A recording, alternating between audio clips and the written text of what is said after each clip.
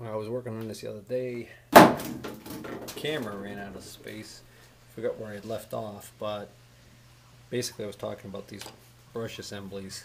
This one here is all contaminated with oil and grease, but it's not corroded.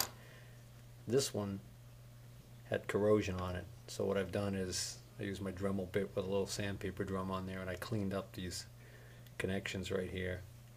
The brushes on this one are the same length, so they're equal amount of wear on each one. So I am gonna get rid of these corroded springs. Okay. I'm going to use these springs, which are not corroded, in this brush holder. So again, if you haven't seen me do this before, basically what ends up happening is the spring goes in and the brush gets pushed down on top of it, and then you have to insert a wire or a small drill bit through this hole, and that's what actually retains the brushes. Alright, I had to go find a drill bit. It's a tiny drill bit that I'm going to use here. So you push down the brush against the spring pressure, slide the drill bit across, and do the same thing for the other one, and have it come out the other side like that, and there you go. Now your brush holder assembly is prepped and ready to go.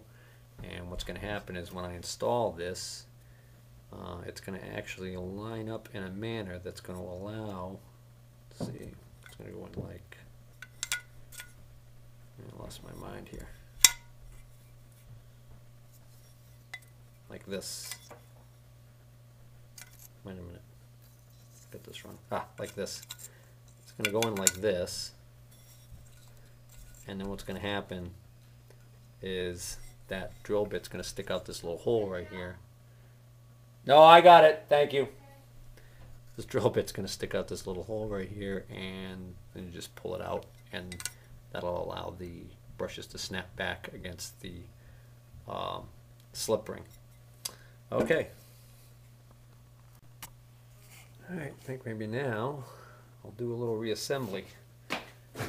So, for starters, what I'm going to do is I'm going to install diode pack, and that's pretty straightforward. It's going to go in like this,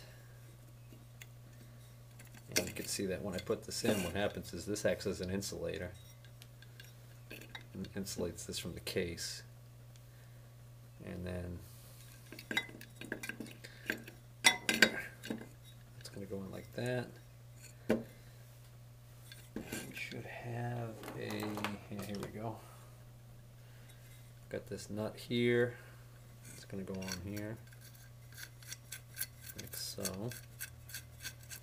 And what that's responsible for is that's going to make the connection between this part of the diode pack and this output lug right here for the 12 volt.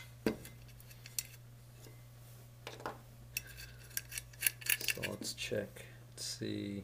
Yeah, it's not corroded, so I don't think we need to really do anything with that. Tighten that in a minute. Then we've got this capacitor is held on to that heatsink part of the diode pack by this one screw.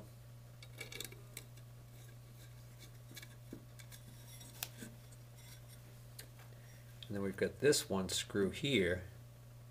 This actually is responsible for grounding this other half of the diode pack out to the case. So that's going to go here.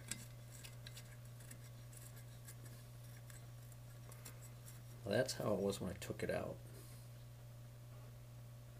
I'm pretty sure that that's correct.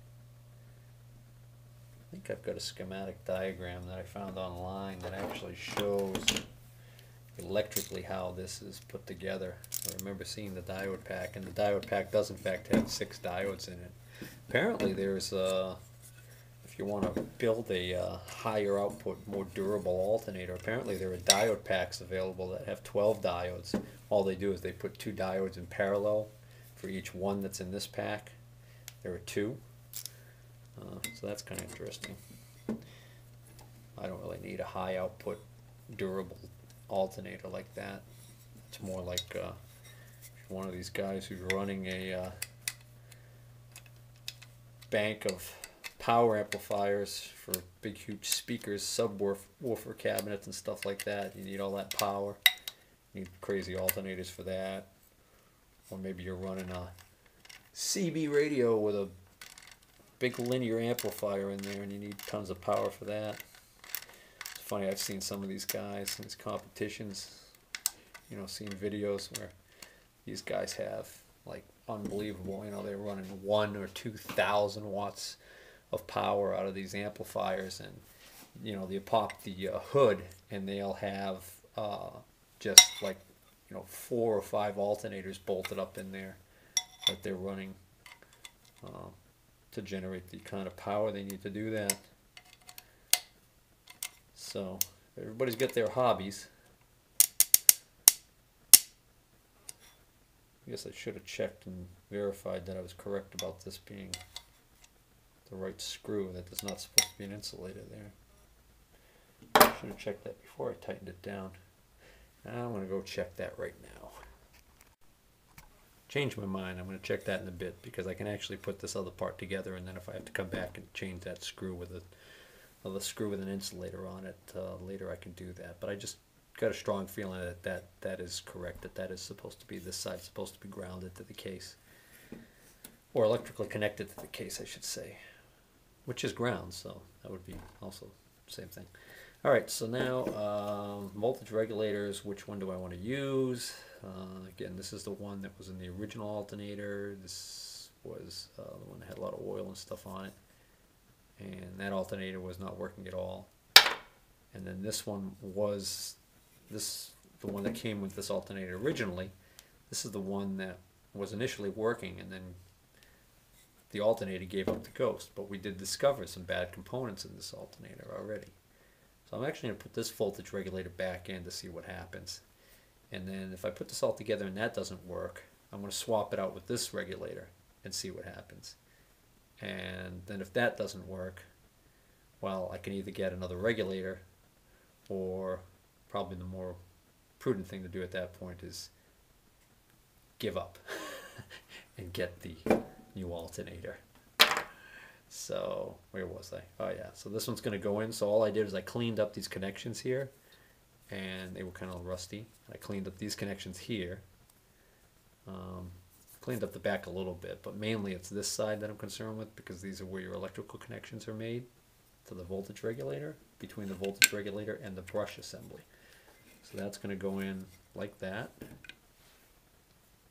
Now I've got my brush assembly needs to go in, and like I said, this is going to go in like this. And I want to point out that, you see this tab, this metal tab right here? This metal tab is actually kind of important. When this brush assembly is installed, bolted in, you'll notice this metal tab tends to line up with this hole right here. You can see my finger behind it. Well, what I'm going to do is I'm going to flip this over and show you. And that's this half moon shaped hole on the alternator. And that little tab will be visible through this half moon shaped hole. And what that purpose of that hole is that's to do a test on the alternator. And what you can do is if you insert a small screwdriver through that hole so that you ground the screwdriver to the case of the alternator, and you touch that tab, what that does is that effectively grounds one of the brush connections, I believe. Yeah. Oops, that's not the one we're going to use. That'll ground this brush connection. What it effectively does is I think the technical term is fully fields the alternator. What will happen is it will basically cause the maximum field voltage to go into the field coil of the alternator, and so the alternator will the output will just be higher corresponding to the RPM.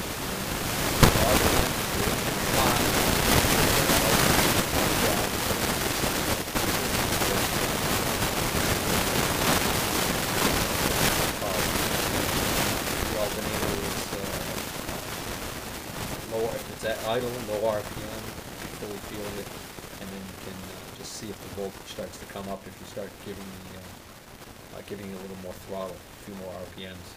And if it does, then that's a good indication that your diodes are all good, and your brushes are good, your commutator, your slip ring is good, the rotor,